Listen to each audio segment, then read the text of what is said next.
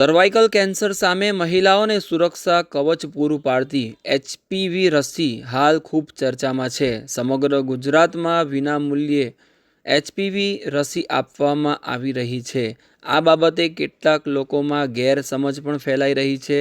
તો આ રસી વિશે સંપૂર્ણ માહિતી આપવા માટે નર્મદા જિલ્લા આરોગ્ય અધિકારીએ આજે પત્રકાર પરિષદ કરી હતી, જેમાં સંપૂર્ણ વેક્સિન સુરક્ષિત છે જે અંગે માહિતી આપવામાં આવી હતી.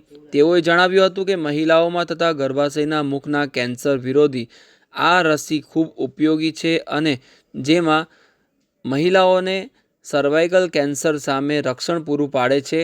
આ વેક્સિન સુરક્ષિત છે. તેમાં 12થી 15 વર્ષ પહેલાંથી ટ્રાયલ ચાલી રહ્યા છે અને આ વેક્સિન લીધા પછી કોઈપણ જાતની આડઅસર થવાની આજ દિન સુધી કોઈ પણ ઘટના નોંધાઈ નથી, જેથી કરીને આરોગ્ય અધિકારીએ વિના સંકોચે આ વેક્સિન દીકરીઓને અપાવવા માટે અપીલ પણ કરી હતી.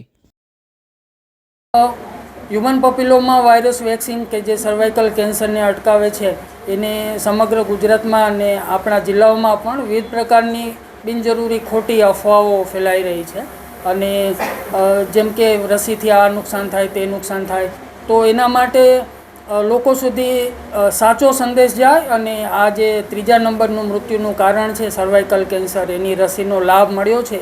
એટલા માટે આજ રોજ સૌ પ્રેસના મિત્રોને અને લાભાર્થીઓને પણ બોલાયા છે.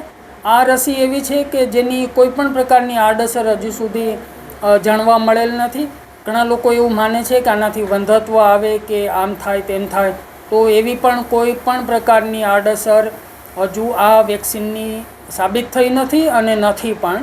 વેક્સિન છે ખૂબ જ સલામત છે અને સૌને મારો આગ્રહ છે કે પોતાની 14થી 15 વર્ષની ઉંમર સુધીની જે દીકરીઓ છે એમના માટે આ રસીનો જે સિંગલ ડોઝ છે નજીકના પીએચસી પર જઈ અને સમયસર અપાવે એવી વિનંતી છે. વાલીઓને વિનંતી છે કે પોતાની દીકરીને લઈ અને નજીકના પ્રાથમિક શાળામાં જાય, પ્રાથમિક આરોગ્ય કેન્દ્રમાં, અને એમને વેક્સિન બિલકુલ અપાવે.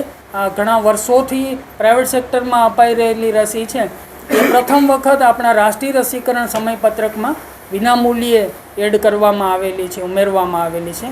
તો ફરીથી મારી વિનંતી કે સૌ એનો લાભ લે. રસી આપ્યા પછી એઝ સચ કોઈ અડધો કલાક સુધી ત્યાં સ્થળ ઉપર એનું સઘન ઓબ્ઝર્વેશન કરવામાં આવે અને પછી એમને કશી કાંઈ તકલીફ થાય તો એમણે રિપોર્ટિંગ કરે તો એમનું સમસ્યાનું નિરાકરણ કરવામાં આવે સાયન્ટિફિક ડેબમાં. કોઈ લાંબો સમય એનું ઓબ્ઝર્વેશન કરવાની જરૂરિયાત નથી. ડૉક્ટર જનકકુમાર માઢક, મુખ્ય જિલ્લા આરોગ્ય અધિકારી, નર્મદા.